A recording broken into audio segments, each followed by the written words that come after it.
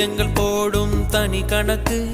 அவள் எனக்கு இவள் உனக்கு, உடல்களும் போடும் புதிர் கணக்கு.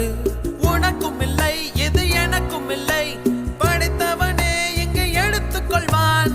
நல்லவன் யார